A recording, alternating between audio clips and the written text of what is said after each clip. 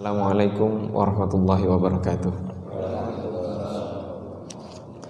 Alhamdulillahirabbil alamin. Nahmadullaha hamdan syakirin, hamdan na'imin, hamdan yuafi ni'amahu wa yukafi'u mazidah. Ya Rabbana lakal hamdu kama yanbaghi li jalali wajhikal karimi wa 'azimi sultanik. Asyhadu an la ilaha illallah wa asyhadu anna sayyidana Muhammadar Rasulullah. Allahumma salli ala sayyidina Muhammadin abdika wa rasulika nabiyil ummi wa ala alihi wa sahbihi wa sallim taslima biqadri azamati dzatika fi kulli waqtin wa hin. Amma ba'du. Sebelum kita memulai kajian kita pada kesempatan kali ini, mari kita sama-sama membaca Al-Fatihah. Kita khususkan untuk penulis kitab, yaitu Al-Imam An-Nawawi rahimahullahu ta'ala, dan seluruh para guru kita yang menyambungkan kita kepada Al-Imam An-Nawawi, dan juga untuk kita semuanya. Semoga Allah Subhanahu wa ta'ala membukakan pintu pemahaman bagi kita dan juga menganugerahkan kemampuan kepada kita untuk mengamalkan ilmu yang telah kita pelajari. Ala hadhihi niyya wa bikulli niyatin salihah wa ila hadratin nabiyil mustafa sallallahu alaihi wa alihi wasallam. Al-Fatihah. A'udzu billahi minasyaitonir rajim. Bismillahirrahmanirrahim. Alhamdulillahirabbil alamin arrahmanir rahim maliki yaumiddin. Iyyaka na'budu wa iyyaka nasta'in. Ihdinas siratal mustaqim. Siratal ladzina an'amta alaihim ghairil maghdubi alaihim waladdallin. Amin. Jamaah yang dirahmati oleh Allah Subhanahu wa taala, Al-Imam An-Nawawi mengatakan, An Abdullah ibni Mas'udin radhiyallahu taala anhu qala, dari Sayyidina Abdullah bin Mas'ud radhiyallahu taala anhu. Sayyidina Abdullah bin Mas'ud adalah salah satu dari para sahabat yang menjadi rujukan dalam hukum Islam. Jadi bahasa kita al-abadilah al-arba'ah, yaitu empat nama Abdullah yang menjadi rujukan dalam hukum Islam di masa setelah Rasulullah SAW wafat. Abdullah ibnu Mas'ud radhiyallahu taala anhu qala, beliau berkata, qala Rasulullah sallallahu alaihi wasallam, Rasulullah sallallahu alaihi wasallam bersabda, la yahillu damu mri'in muslimin illa bi ihda thalathin. Tidak halal darah seorang muslim kecuali dengan salah satu dari tiga perkara. As-sayyibu az-zani. As-sayyib artinya wanita yang telah menikah, atau wanita. As-sayyib itu artinya janda, ya. As-sayyib az-zani. Jadi as-sayyib artinya orang yang telah menikah, az-zani yang melakukan perzinahan. Jadi mau laki-laki ataupun perempuan yang telah menikah, ketika melakukan perzinahan maka hukumannya adalah dibunuh atau halal darahnya. Wan nafsu bin nafsi. Nafsu bin nafsi artinya jiwa dengan jiwa. Jadi ketika membunuh maka hukumannya dibunuh. Kemudian wattariqu lidinihi al-mufariqu lil jamaah.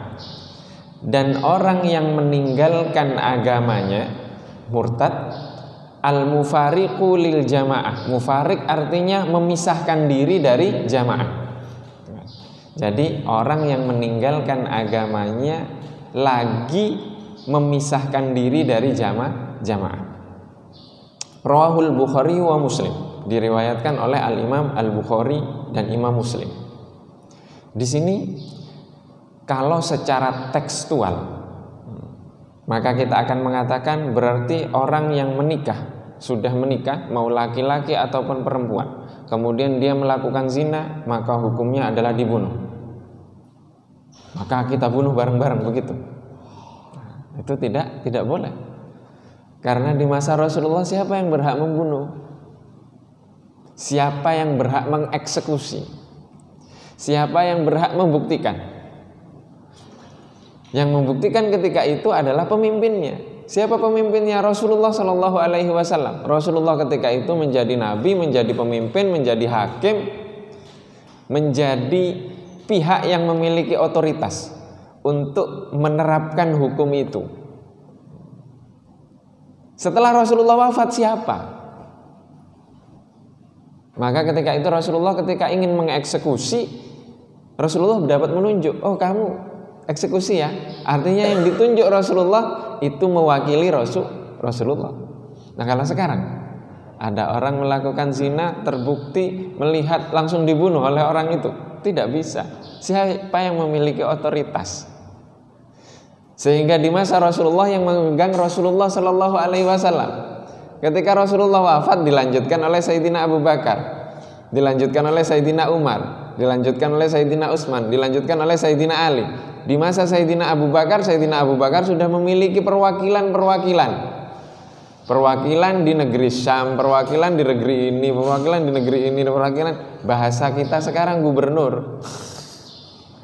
Bahasa kita sekarang gubernur. Itu perwakilan. Artinya di masa Rasulullah karena masih kecil, Rasulullah membentuk sistem dan mencontohkan, belum ada namanya. Kemudian setelah itu berkembang sampai terbuat sistem. Maka kepolisian, militer itu adalah bentuk sistem yang dikembangkan dari masa Rasulullah dulu. Begitu. Jadi kalau sekarang ada orang melakukan kesalahan, nanti mencuri, potong tangan, siapa yang motong? Masyarakat yang nangkap. Rusak aturan kalau seperti itu. Maka dibuat sistem akhirnya kepolisian. Maka di sini as-sayyibu az-zani. Yang pertama, yaitu orang yang sudah menikah dan kemudian melakukan perzinahan.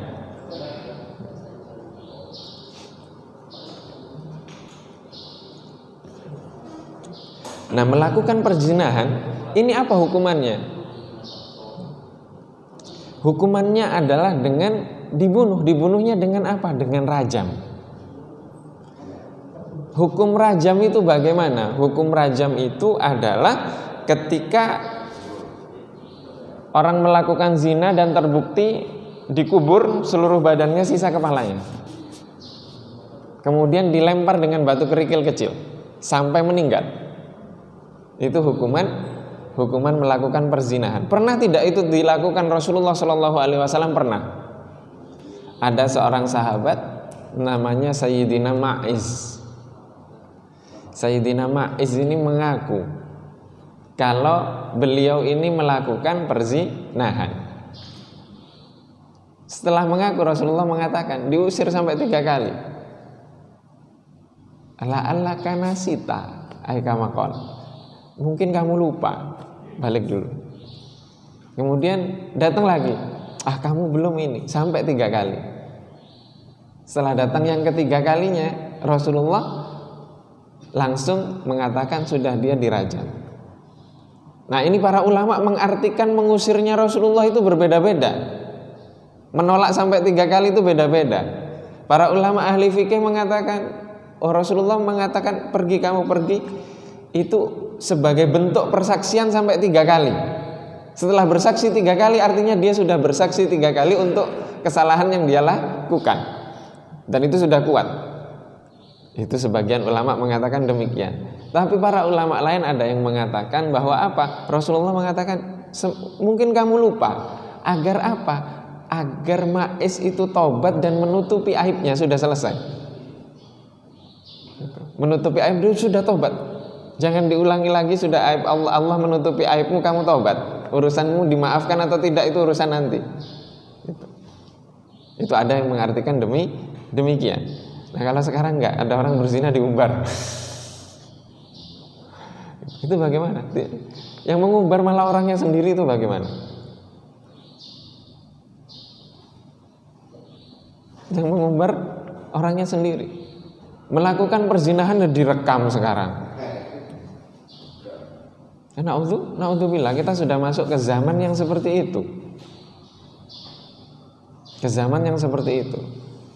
Mungkin kita tidak tahu kalau HP kita ini selama ada internetnya bisa diakses oleh orang lain. Kameranya bisa itu diakses orang lain. Jadi HP kita bisa gerak sendiri, kameranya aktif sendiri, ngerekam sendiri, moto sendiri. Nah, ini bisa yang seperti ini. Maka bersyukurlah yang HP-nya nggak ada internetnya atau kuotanya habis. Bahkan kuotanya habis pun masih bisa diakses. Dengan itu canggihnya teknologi sekarang. Maka Sayyidina Ma'is itu dirajam, setelah dirajam meninggal, setelah meninggal para sahabat membicarakan. Ma'is begini, marah Rasulullah. Kenapa marah? Rasulullah mengatakan, kalian sedang membicarakan aib saudara kalian yang sudah meninggal dan taubatnya diterima oleh Allah Subhanahu wa taala. Coba bayangkan. Kalau ada Rasulullah kan enak. Oh, ini taubatnya sudah diterima. Kamu bicarakan itu bagaimana? Allah sudah memaafkan dan kita masih ngungkit-ngungkit aibnya. Siapa yang mengetahui itu? Tidak ada yang mengetahui. Maka di sini hukumannya adalah rajam. Hukumannya adalah rajam. Pertanyaannya, apakah rajam itu ada? Ada, di masa Rasulullah ada. Terus bagaimana kalau tidak diterapkan? Nah, pertanyaannya, menerapkan rajam itu sulit. Sulit, bahkan sejak masa Sayyidina Umar itu sudah sulit diterapkannya. Karena para ulama mensyaratkan harus ada saksi 3 orang, ya, 3 orang saksi melihat dengan mata kepalanya sendiri dan melihatnya jelas. Mohon maaf, ini harus dijelaskan karena fikih.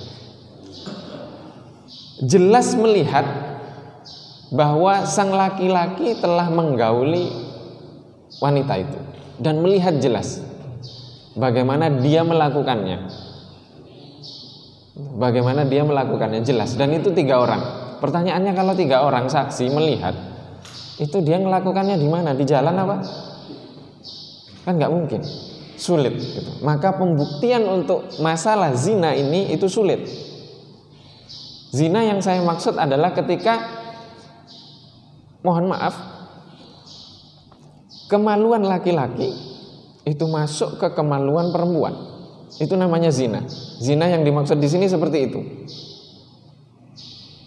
Jadi hubungan intim.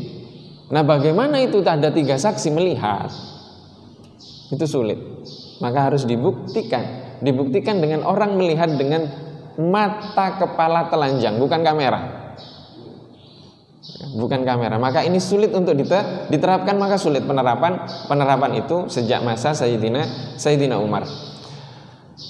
Dan apakah ketika hukuman-hukuman seperti ini, nanti ini kan hukuman tentang hukuman mati.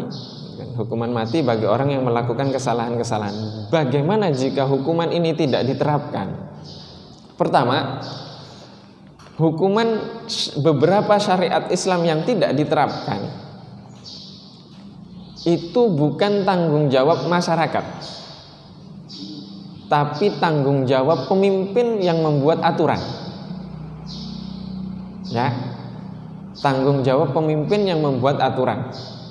Artinya, jika hal-hal beberapa hukum-hukum Islam yang tidak bisa diterapkan, masyarakat tidak boleh menerapkannya karena dia bukan polisi. Polisi pun tidak bisa menerapkannya karena apa? Karena tidak ada undang-undang yang disepakati di sebuah negara yang menaungi hukum itu. Maka yang bertanggung jawab siapa? Yang bertanggung jawab adalah pemimpin. Yang bertanggung jawab adalah semua orang yang memiliki otoritas untuk membuat aturan itu, jika dia masih seorang muslim. Ya. Artinya kita sebagai masyarakat tidak memiliki tanggung jawab nanti di akhirat. Tidak memiliki tanggung jawab, tapi pemimpin yang bertanggung jawab dan akan dipertanggungjawabkan. Itu. Makanya berat jadi pemimpin dan sulit sekali. Tidak mudah untuk itu. Bahkan kami punya pengalaman. Teman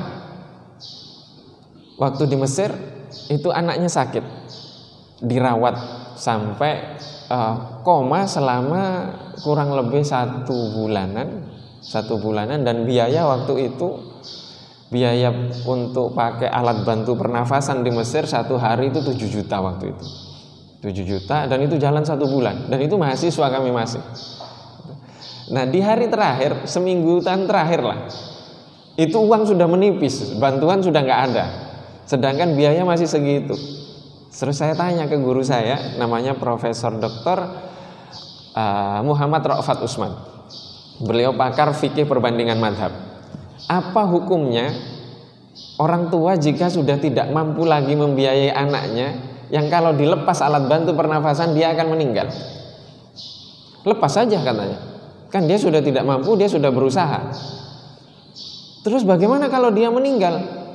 Itu tanggung jawab pemimpin. Karena ada orang yang tidak mampu, tapi kemudian pemimpin tidak memfasilitasi atas orang yang tidak mampu tersebut sehingga nyawanya meninggal, itu akan dipertanggungjawabkan di akhirat. Sekarang banyak ada yang ditolak masuk rumah sakit melahirkan, meninggal, itu bagaimana itu pertanggungjawabannya nanti? Berat sekali. Islam sudah mengatur semuanya tentang itu. Kemudian apa? Kemudian hari itu saya tahan itu, saya nggak ngomong ke teman saya. Terus tiba-tiba dia telepon, Aska, alhamdulillah kami sekarang karena mahasiswa memberikan kartu pelajar Al-Azhar, kemudian mereka tahu bahwa kami tidak mampu, digratiskan semuanya. Gratis. Ketika itu digratiskan oleh pemerintah Mesir. Saya udah bersyukur, alhamdulillah. Saya nggak bilang, diam saja sudah, karena sudah gratis. Setelah gratis, baru jalan 4-5 hari meninggal anaknya. Anaknya. Artinya urusan yang sekecil itu saja pemimpin itu bertanggung jawab. Ini semua pemimpin ya. Semua pemimpin yang bertanggung jawab atas orang itu. Bagaimana dengan hal-hal yang sudah diatur oleh agama seperti ini? Maka tugas kita apa? Maka ada yang salah di sini yang memahami. Salah memahami artinya kita harus menerapkan jihad begini. Salah itu. Sampai ngebom kantor polisi, salah itu. Sudah jelas Rasulullah tidak mencontohkan itu. Bukan begitu caranya. Bukan begitu caranya. Caranya bagaimana? Caranya adalah pelajari, ajarkan, ceritakan, didik anak kita sebagaimana Rasulullah mendidik. Bagaimana Rasulullah menerapkan syariat agama kita. Di Makkah Rasulullah perang begitu.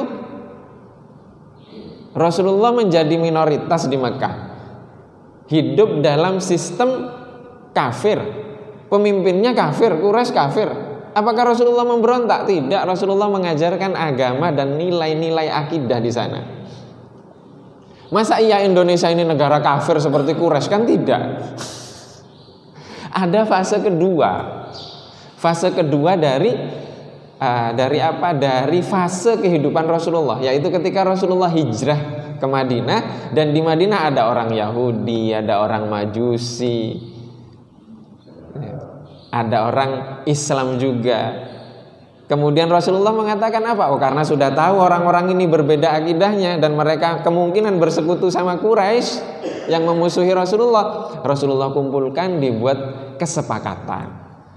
Kesepakatan ini disebut dengan Piagam Madinah. Nah, Piagam Madinah inilah yang mirip dengan kehidupan kita sekarang di Indonesia.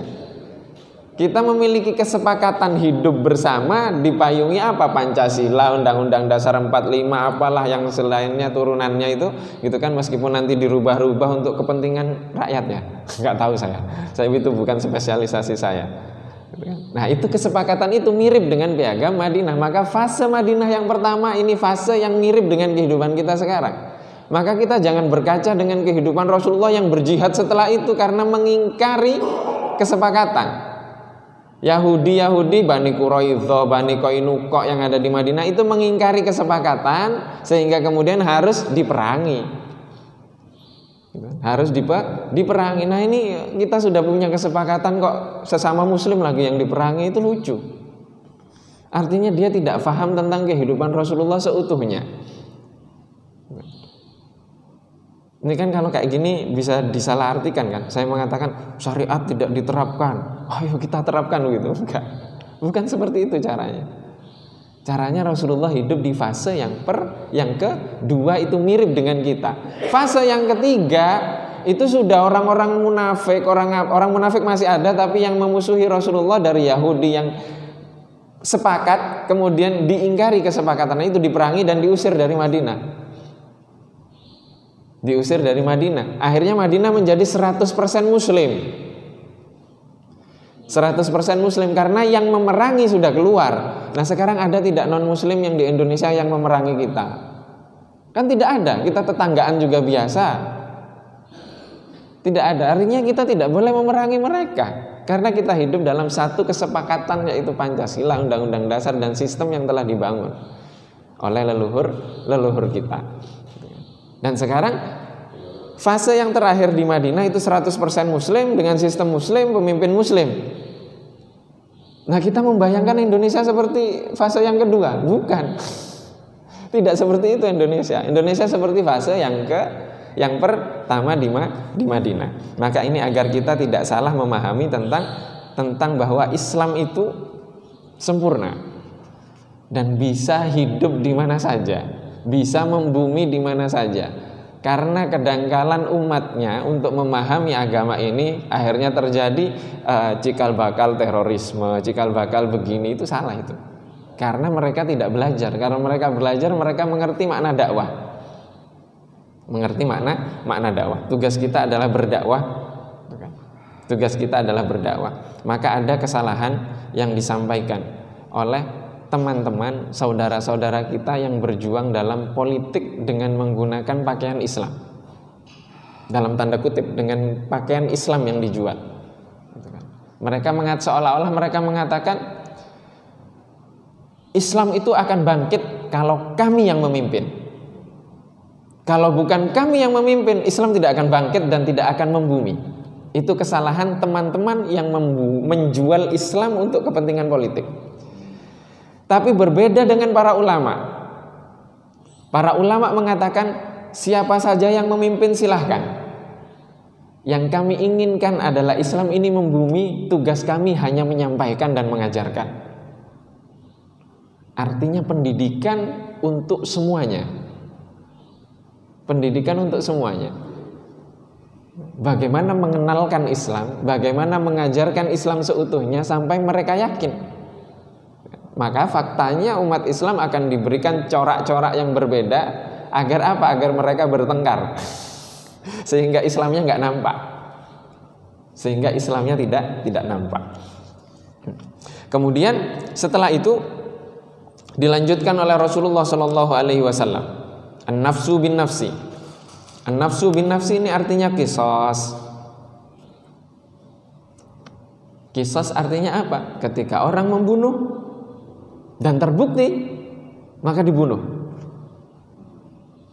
Hukumannya dibunuh. Ketika terbukti siapa yang membunuh, maka kita menemukan di Indonesia memiliki adat itu di sebagian suku, saling bunuh serang-serangan, ya kan? Bunuh lagi. Di Mesir seperti itu. Di Mesir seperti itu. Kami suatu ketika waktu praktek fatwa, ada seorang anak muda, usianya waktu itu kurang lebih 25 tahun. Dia datang ke lembaga fatwa tempat kami belajar, dan waktu itu kami praktek duduk di situ. Datang anak muda ini, "Syekh, saya izin." "Izin apa?" "Saya mau membunuh seseorang." "Kenapa demikian?" "Karena dari kabilah saya sudah pemudanya tersisa saya yang harus membalaskan, dan tidak ada lagi yang harus membalas kecuali saya. Karena 1 bulan yang lalu dari kabilah saya yang terbunuh ini, dan sekarang memang itu tugas saya sekarang untuk membalas itu. Jadi 2 kabilah musuhan bebuyutan, ini bunuh ini, terus ini bunuh lagi ini bunuh ini, bunuh terus. Dan di perbatasan Mesir, perbatasan di Yaman, di Syria itu mereka merakit AK, senjata-senjata itu biasa. Gembala kambing, gembala sapi pakai AK itu biasa. Jadi kalau di sini pakai tongkat kan gembalanya. Kalau mereka enggak, meluruskan apa biar enggak belok, gembalaannya itu pakai AK. Gitu. Itu biasa.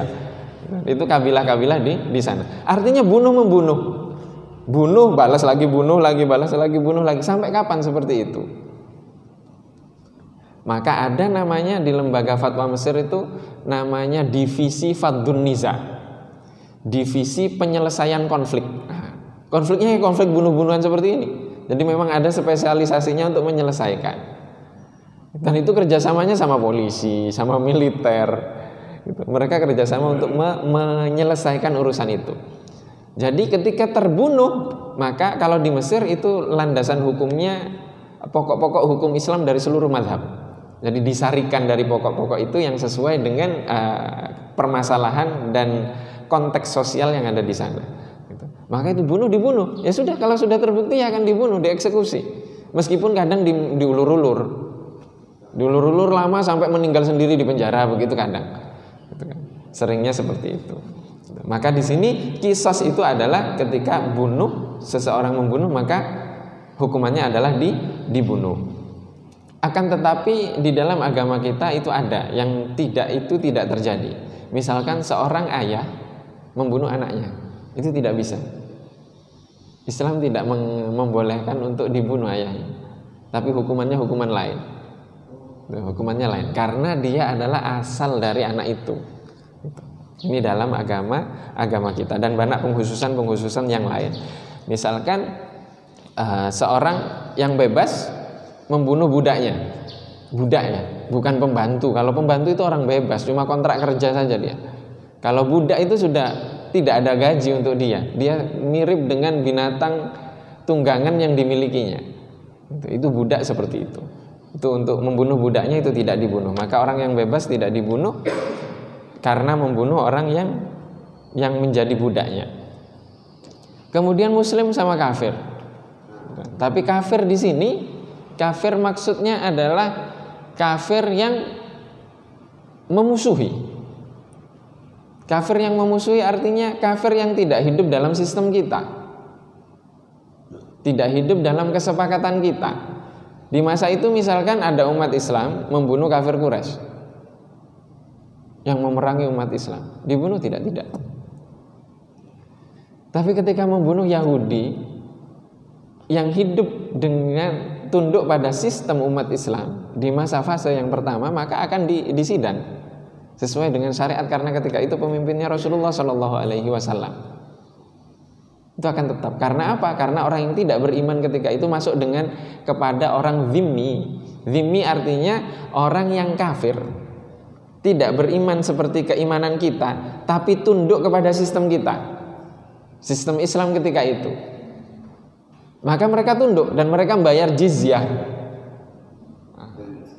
Membayar jizyah itu denda, hidup di bawah naungan kita dan kita menjamin keselamatan dia. Kita menjamin keselamatan dia. Sistem agama kita menjamin keselamatan dia. Maka seperti itu maka ya harus dihukum sesuai dengan aturan. Nah, terkait qisas sama antara laki-laki dan perempuan. Kemudian di hadis ini juga dilanjutkan oleh Rasulullah Shallallahu Alaihi Wasallam. Wattariku lidinihi. Attariku lidinihi artinya murtad, meninggalkan agama kita. Jadi dia sudah muslim, tapi kemudian meninggalkan agama. Maka hukumannya adalah hukuman mati, dibunuh hukumnya. Tapi di sini ada sifat lain yang disyaratkan. Al-mufariqu lil jamaah. Al-mufariqu lil jamaah artinya keluar dari jamaah. Keluar dari jamaah bukan jamaah masjid, bukan, ya jelas lah dia sudah kafir, keluar dari jamaah masjid gitu. Atau keluar dari jamaah-jamaah yang lain, bukan. Jamaah di sini artinya ketika dia muslim di masa Rasulullah, kemudian dia murtad. Setelah murtad dia keluar dari jamaah Islam, gabung sama Quraisy. Artinya memusuhi, nyerang begini begitu, itu akan hukumannya adalah hukuman mati. Artinya orang yang murtad kemudian memusuhi agama Islam, itu hukumannya i'dam. I'dam itu dibunuh. Maka di sini kalau tobat bagaimana? Oh, itu lebih baik. Diterima enggak tobatnya? Diterima tobatnya. Karena apa? Karena dia sudah tobat. Terkadang kita kalau ada murtad kemudian tobat, ntar murtad lagi nih. Enggak boleh seperti itu. Tidak boleh seperti itu. Karena apa? Karena Allah Subhanahu wa taala itu hanya memberikan dua jalan.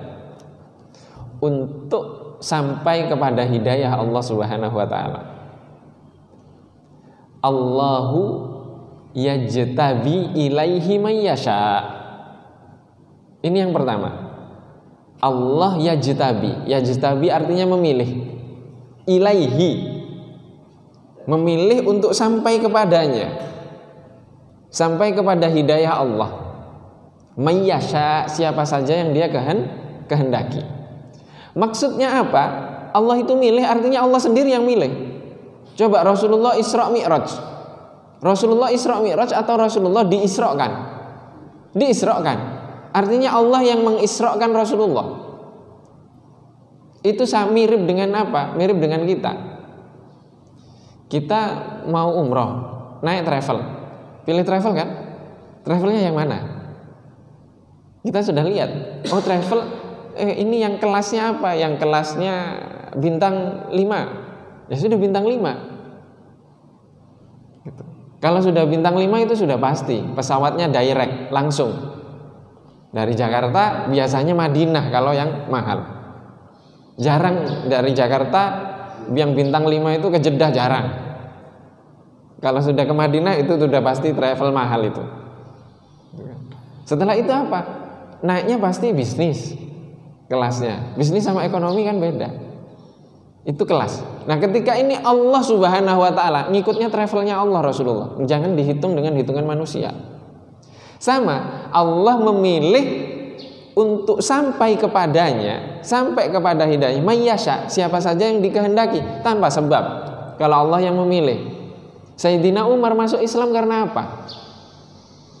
Kan musuh sama Rasulullah. Karena dengar bacaan Al-Quran. Baru dengar langsung beriman, tiba-tiba hilang semuanya kekafiran. Hilang seketika, celing, tanpa sebab. Imannya langsung full 100. Maka jangan heran, hal itu terjadi kepada banyak sahabat, terjadi banyak kepada para tabi'in. Banyak ulama-ulama besar seperti Abdullah ibnul Mubarak, yang sebelumnya dia adalah kalau kita sekarang begal lah, perampok. Jadi ulama besar. Jadi ulama tiba-tiba Allah memberikan tiba-tiba. Maka ini jangan pernah kita menjudge seseorang ketika sudah murtad tapi dia tidak memusuhi kita, ya sudah diperlakukan sebagaimana zimmi. Karena dia tidak memusuhi. Kita ajak dia kembali masuk ke agama Islam. Kadang kita ngajaknya hanya sekedar omongan, tidak dengan perbuatan, maka tidak nampak itu. Tidak sampai kepada dia. Gitu. Maka di sini hukuman orang yang murtad memusuhi Islam adalah hukuman mati. Tapi ingat, yang eksekusi bukan kita. Yang eksekusi bukan kita, karena kita adalah dai bukan hakim. Ketika aturan itu tidak ada, ya sudah bukan urusan kita. Bukan urusan kita, tugas kita hanya menjelaskan teori, sistem, kemudian keyakinan agama kita. Itu saja, bukan tugas kita. Kemudian apa? Orang yang murtad diterima taubatnya. Diterima taubatnya ketika taubatnya itu tulus. Kemudian ada tidak kesalahan-kesalahan lain, maksiat-maksiat lain yang mewajibkan dalam agama kita untuk dihukum hukuman mati? Ada banyak. Ada banyak. Salah satunya adalah al-liwat. Apa itu al-liwat? Al-liwat adalah kemaksiatan yang dilakukan oleh umatnya Nabi Lut. Atau sekarang adalah homoseksual, lesbian. Itu yang dilakukan oleh umatnya Nabi Lut. Dan ini ada hadisnya. Dan bahwa Rasulullah Shallallahu Alaihi Wasallam bersabda, uqtulu al-fa'ila wal maf'ula bihi. Bunuh orang yang melakukan, subjek dan objeknya. Kata Rasulullah Shallallahu Alaihi Wasallam. Artinya orang yang melakukan kelainan seksual, homoseksual dan lesbian, itu yang melakukan, yang jadi korbannya baru mau, sama-sama mau, itu dihukum Hukumannya apa? Hukuman mati, dibunuh. Gitu kan.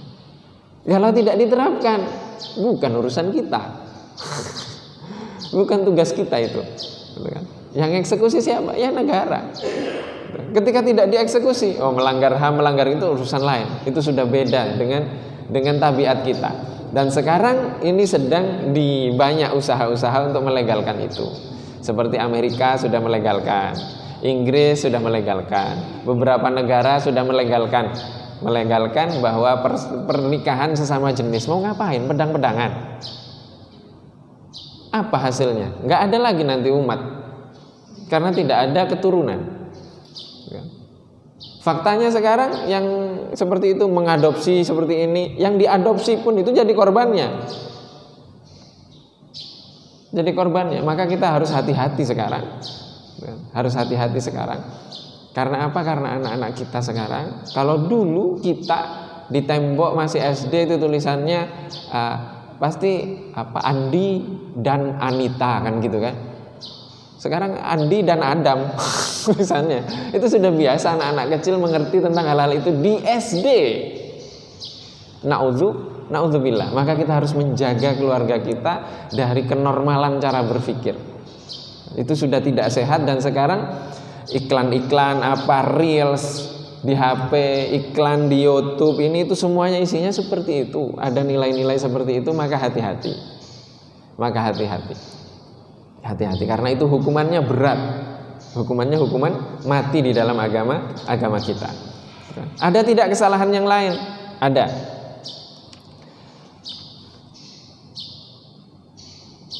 Salah satunya di beberapa riwayat dikatakan bahwa ketika seorang anak menikahi istri ayahnya setelah ayahnya wafat, itu hukumannya hukuman mati dalam agama kita. Dan itu diambil oleh sebagian para ulama pendapat itu. Meskipun ada hal-hal lain yang butuh dipertimbangkan dan itu banyak. Dan ini terjadi. Maka perbedaan pendapat dalam mazhab para ulama fikih itu amat sangat berpengaruh dalam kemaslahatan masyarakat. Dan ini banyak terjadi. Misalkan seorang menantu berzina dengan mertuanya. Itu banyak terjadi. Banyak yang terjadi seperti itu, dan sekarang itu lagi viral, banyak terjadi hal-hal yang seperti itu, dan itu butuh penjelasan detail dalam hukum fikih, dan itu sudah selesai. Maka agama kita ini sudah sempurna sebenarnya untuk mengatur tentang hal-hal yang seperti itu. Kemudian penyihir itu di dalam agama kita para ulama mengatakan hukumannya adalah dipenggal, dibunuh, hukuman mati juga. Dan juga ada lagi yang dihukum mati adalah ketika seorang manusia dia berhubungan dengan binatang. Nah, itu juga terjadi, banyak beritanya, banyak di Indonesia, banyak juga beritanya. Dan maka itu orang yang melakukan sama binatangnya pun harus dibunuh. Nah, binatangnya harus dibunuh. Dua-duanya harus dibunuh. Kalau binatangnya ya karena takut kenapa, karena itu pasti kan ada hal-hal nggak tahu lah, mungkin secara medis, maka ininya harus dibunuh, termasuk yang melakukan. Kemudian ada lagi yang lebih berat. Ini sebagian pendapat para ulama. Salah satunya adalah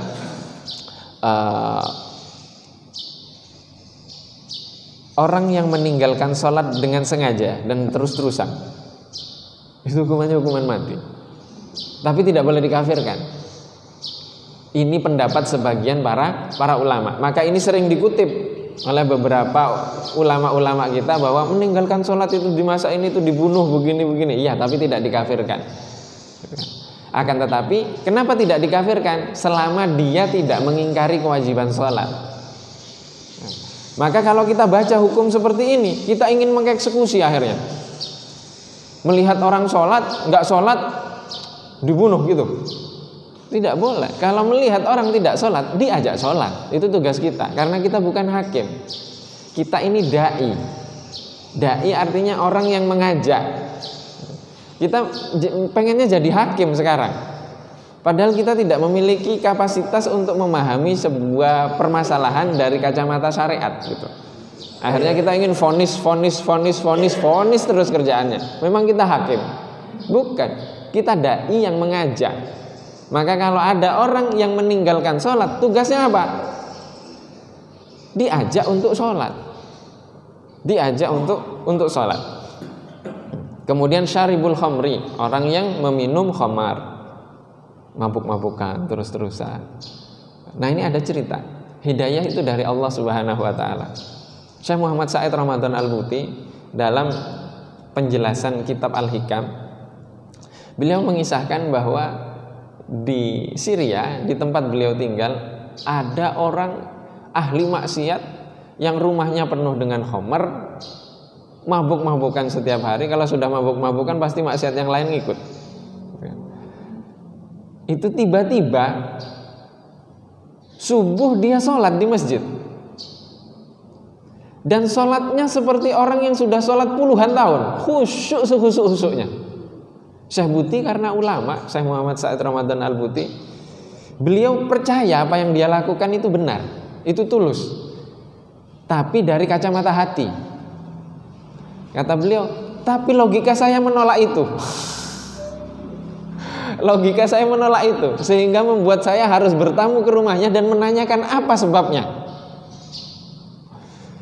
Syekh Buti datang, bertamu dan bertanya, kamu kok bisa seperti itu? Logika saya mengatakan mustahil, tapi hati saya yakin itu benar, kata Syekh Buti. Kemudian orang tersebut jawab, suatu malam kamu sudah tahu rumah saya ini tempat maksiat, kata. Di mana-mana itu minuman. Nah, ketika suatu malam, tengah malam, orang ini pengen minum. Nah, ketika mau minum, dia berdoa kepada Allah, ya Allah, saya pengen berhenti dari minum-minuman ini, dan berkali-kali saya sudah nyoba dan saya tidak mampu. Saya nggak ada jalan lain kecuali memohon kepadamu agar saya berhenti. Detik itu juga langsung Allah membalikkan hatinya. Dibalik, minuman itu sudah kayak nggak ada bagi dia, dan Allah langsung merubah kepada keyakinan seperti merubah keyakinannya Sayyidina Umar. Langsung, karena apa? Karena ketulusan dia mengucapkan doa itu, dan dia memang benar-benar tidak mampu lagi kecuali kekuatannya dari Allah langsung.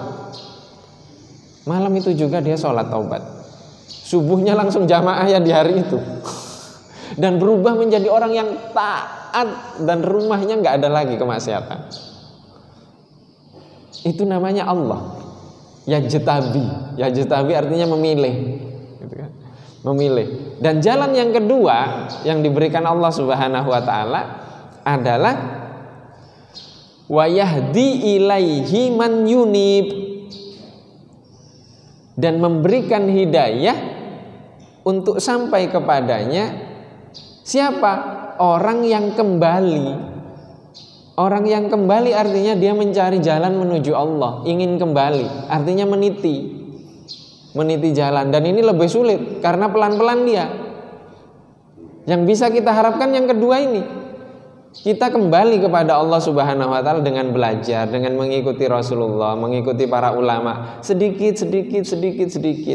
Tapi terkadang kita enggak, kita sudah berusaha, ntar dulu lah, Allah kok nanti yang akan milih saya. Siapa yang orang dalam yang membocorkan itu kepada kita kalau Allah yang akan ngangkat kita langsung?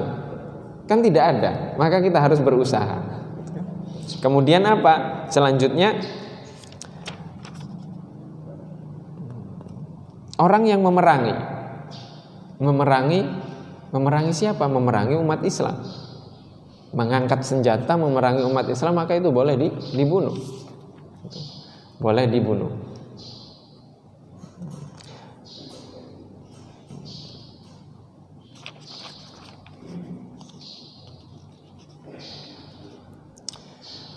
Orang misalkan ada perampok, boleh tidak ketika kita menyelamatkan diri kita dan harta kita kemudian kita membunuh? Boleh dalam agama Islam. Boleh, tapi kalau tidak dibunuh lebih baik. Ya kan, pendekar kalau tidak membunuh. Kalau bukan pendekar biasanya kelewatan. Akhirnya dia membunuh. Boleh tidak? Boleh dalam agama kita. Tapi di beberapa kejadian malah menyelamatkan diri. Akhirnya yang nyerang itu yang begal terbunuh, malah yang menyelamatkan diri ini, yang membela dirinya itu malah dihukum. Dan itu tidak bisa. Dan itu yang bisa menyelamatkan hanya sekelas menteri. Kalau menterinya turun baru. Dan itu tidak bisa seperti itu. Selama itu menyelamatkan. Karena apa? Karena orang yang terbunuh untuk menyelamatkan dirinya itu syahid. Orang yang terbunuh untuk menyelamatkan hartanya itu syahid. Itu syahid. Dan banyak lagi syahid-syahid yang lainnya. Kemudian ada hadis lain yang menceritakan bahwa ad-da'i ilal bid'ah, orang yang mengajak kepada kebid'ahan. Kebid'ahan itu hukumannya adalah dibunuh. Hukumannya dibunuh. Tapi yang mengeksekusi bukan kita. Tapi bid'ah di sini perlu dijelaskan secara detail. Bid'ah artinya apa? Bid'ah adalah sesuatu yang baru dalam agama ini. Baru dalam tanda kutip, baru yang bertentangan dengan syariat agama ini. Artinya baru yang tidak bertentangan, bukan bid'ah. Bukan bid'ah. Apa bid'ah artinya? Sholat 5 waktu itu paten. Terus dia buat, oh saya dapat ilham, sholatnya cukup 3 kali saja dalam sehari. Itu bid'ah. Kalau orang mengatakan seperti ini sudah mengingkari kan? Mengingkari sesuatu yang paten dalam agama ini, maka hukumannya dibunuh. Hukumannya dibunuh. Itu dalam syariat Islam. Atau kemudian mengatakan apa? Oh, sholat 5 waktu saya sudah tidak wajib. Sholat 5 waktu saya sudah sampai kepada ma'rifat. Sampai kepada ma'rifat, cukup ingat saja kepada Allah gitu kan. Iling. Wah, itu sudah sesat itu. Yang itu baru bid'ah yang seperti itu. Yang seperti kalau hal-hal baru yang lain tidak ada yang bid'ah selama masih dinaungi oleh syariat Islam. Dinaungi oleh syariat Islam. Itu sudah tahunan yang bid'ah-bid'ah seperti itu, pembahasannya tahunan. Nisfu Sya'ban itu tahunan. Ya kan, tahunan. Ntar Natal mengucapkan selamat, wah itu tahunan, sudah dibahas terus. Kan hal-hal yang seperti itu tahun. Maulid Nabi, wah itu tahunan. Pasti mendekati Maulid ada perang masalah itu. Udah nggak perlu diperbincangkan kalau hal-hal yang seperti itu. Kita tidak membahas hal-hal yang seperti itu. Kan? Kemudian ada beberapa hal yang Rasulullah Shallallahu Alaihi Wasallam memiliki kekhususan dalam memvonis sebuah hukum. Kekhususan, dan itu tidak bisa digeneralisir. Seperti apa? Seperti Rasulullah menikah, ketika beliau wafat beliau meninggalkan 9 istri. Ini khususnya.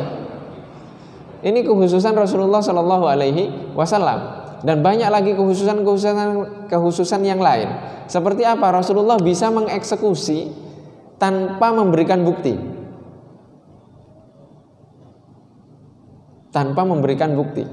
Dan itu beberapa kali terjadi. Terjadi. Tiba-tiba Rasulullah ada seorang pencuri. Enggak tahu, saya sudah cerita sepertinya di sini. Di beberapa riwayat ada dalam satu buku ditulis oleh Imam As-Suyuti, namanya Al-Bahir fi Hukmin Nabi Sallallahu Alaihi Wasallam bil Batin wa Dzahir. Itu kitab kecil mengumpulkan riwayat-riwayat yang terkadang Rasulullah memvonis sebuah hukum dengan syariat, tapi terkadang memvonis sebuah hukum dengan hakikat. Hakikat artinya apa yang ditampakkan Allah, diwahyukan Allah kepada Rasulullah. Ada seorang pencuri baru nyuri sekali, Rasulullah langsung memerintahkan penggal dia. Sahabat protes. Rasulullah, bukannya kalau mencuri itu dipotong tangan? Oh ya sudah, potong tangannya. Mungkin nggak Rasulullah yang tadi itu salah yang awal? Mustahil Rasulullah salah. Karena Rasulullah, Allah mengatakan di dalam Al-Quran, wa ma yantiqu anil hawa in huwa illa wahyu yuha. Dia tidak pernah berbicara anil hawa, dari hawa nafsunya. In huwa illa wahyu yuha. Tidaklah lain kecuali apa yang diucapkan Rasulullah itu wahyu. Yuha, yang diwahyukan. Artinya Rasulullah mengatakan bunuh dia, penggal dia, itu wahyu. Dan sahabat ketika itu logis. Logis kenapa logis? Ya karena diajarkan oleh syariat oleh Rasulullah. Dan diajarkan untuk berpikir. Makanya Rasulullah tidak membocorkan. Mungkin kalau kita bocorkan, Kamu sih nggak ngelihat apa yang diwahyukan Allah. Aku lihat. Mau lihat? Ayo tak lihatin. Gitu kalau kita. Kalau Rasulullah nggak, oh ya sudah potong. Di masa Rasulullah, di masa Sayyidina Abu Bakar, nyuri lagi. Sampai hilang semua, kedua tangannya hilang, kakinya hilang. Itu pun masih nyuri. Sayyidina Abu Bakar mikir, kalau sudah nyuri lagi apa yang dipotong? Tapi di dalam syariat, di dalam Al-Quran, di dalam hadis, tidak ada hukum mencuri itu dibunuh. Tapi akhirnya Sayyidina Abu Bakar ingat apa yang disampaikan Rasulullah di awal tadi. Bunuh dia. Akhirnya Sayyidina Abu Bakar apa? Memenggal orang itu. Dipenggal. Padahal di dalam syariat Islam tidak ada hukum mencuri itu dipenggal. Tidak ada. Maka Sayyidina Abu Bakar memenggal pencuri tadi itu karena perkataan Rasulullah di awal. Bukan ijtihadnya Sayyidina Abu Bakar. Bukan ijtihadnya Sayyidina Abu Bakar. Dan banyak lagi cerita seperti siapa yang mengaku sahabat yang paling alim, gitu kan? Mengaku sahabat paling alim dan sahabat memperbincangkan sahabat ini dan itu dirahasiakan sampai sekarang belum tahu siapa sahabatnya. Rasulullah, sahabatnya datang, oh kamu ya yang ngaku yang paling alim, kata Rasulullah. Allahumma na'am, kata dia. Demi Allah ya. Gimana ini Rasulullah yang nanya, kamu yang ngaku paling alim di antara para sahabat? Demi Allah ya. Pede sekali kan? Ini di hadapan Rasulullah. Terus orang ini masuk ke Masjid Nabawi sholat. Lah Rasulullah, siapa sekarang yang siap untuk memenggal orang tadi? Abu Bakar berdiri, saya Rasulullah. Masuk ke masjid mau dipenggal sholat. Mikir dia, ini gimana ini? Rasulullah memerintahkan nggak boleh membunuh orang yang beriman seperti kita tanpa sebab, kecuali sebab-sebab yang tadi itu. Nah ini nggak ada salahnya. Mikir dia, mundur akhirnya. Ketika mundur, dijawab oleh Rasulullah, sudah kamu bunuh? Belum Rasulullah. Bagaimana saya membunuh orang yang sedang sholat? Engkau melarang itu. Ya ini memang bukan jatahmu Abu Bakar. Siapa sekarang yang siap? Umar. Saya Rasulullah. Oh, bunuh dia. Masuk dia. Ketika masuk, sujud. Sujudnya khusyuk sekali. Sayyidina Umar mikir lagi. Ini Abu Bakar saja mundur. Yang lebih hebat dari saya, lebih alim dari saya, keimanannya lebih tinggi dari saya, dia as-siddiq lagi mundur. Masa saya mau menggal, kata dia. Akhirnya dia mundur. Bagaimana Umar? Sudah dipenggal. Dijawab sama dia, Rasulullah, Abu Bakar saja mundur, apalagi saya. Orangnya lagi sujud Rasulullah, nggak mungkin saya bunuh. Kemudian Rasulullah mengatakan lagi, siapa yang siap membunuh? Memenggal orang tadi. Sayyidina Ali berdiri, saya Rasulullah. Dijawab oleh Rasulullah, penggal dia dimanapun dia berada. Ada tanda kutipnya, dimanapun dia berada. Rasulullah sudah tahu dia orangnya sudah nggak ada. Masuk Sayyidina Ali sudah nggak ada, dicari kemana-mana nggak ketemu. Balik Sayyidina Ali, nggak ada Rasulullah. Sudah saya cari kemana-mana. Rasulullah mengatakan, seandainya orang tadi itu dibunuh, tidak akan ada dua orang umatku yang berseteru. Karena itu adalah awwalu qarnin dhahara fi ummati. Itu adalah tanduk setan pertama yang lahir dari umatku. Kenapa demikian? Karena memang Allah tidak menakdirkan orang itu untuk mati ketika itu. Kalau Allah menakdirkan orang itu untuk mati, maka Rasulullah langsung yang mengeksekusi. Seperti Nabi Khidir mengeksekusi kan, anak kecil langsung dibunuh oleh Nabi Khidir. Itu karena perintah Allah seperti itu kepada Nabi. Nah Nabi Muhammad memang diperintahkannya seperti itu. Perintahkan ini, perintahkan ini, perintahkan itu, wahyu semua itu yang mengatur. Untuk apa? Untuk mendidik umatnya. Untuk mendidik umatnya. Maka kan amat sangat aneh sekarang ketika ada orang dapat wangsit, dapat apa, ilham, membunuh ini, membunuh itu, akhirnya banyak yang dibunuh kan, dengan alasan apalah ini. Oh sahabat saja ketika Rasulullah memerintahkan lebih milih zahir, lebih milih syariat. Kedepankan syariat. Nah, ini yang dijadikan dalil bahwa apa? Itu khususiyah untuk Nabi Muhammad. Maka ketika ada ilham-ilham, besitan-besitan, bisikan-bisikan aneh, ketika itu bertentangan dengan syariat, dahulukan syariat. Dahulukan syariat. Dahulukan syariat, dahulukan syariat, dahulukan syariat. Seperti itu, syariatnya yang didahulukan. Nah, kita mau mendahulukan syariat bagaimana? Syariatnya kita nggak tahu. Syariatnya kita belum belajar. Sudah mau sampai kepada hakikat seperti Rasulullah tadi. Bagaimana kita bisa memastikan ilham itu dari Allah bukan dari setan? Kalau Nabi Muhammad sudah jelas, maka tidak bisa, landasannya adalah syariat. Maka ada beberapa hukum-hukum yang itu khususiyahnya Rasulullah Shallallahu Alaihi Wasallam dalam terkait hukuman mati. Dan itu bagaimana kita kalau baca hadis tidak baca penjelasannya dari para ulama, tiba-tiba Rasulullah membunuh ini, itu khususiyah ternyata. Terus kita mau mengeksekusi seperti Rasulullah mengeksekusi. Nah, kita siapa?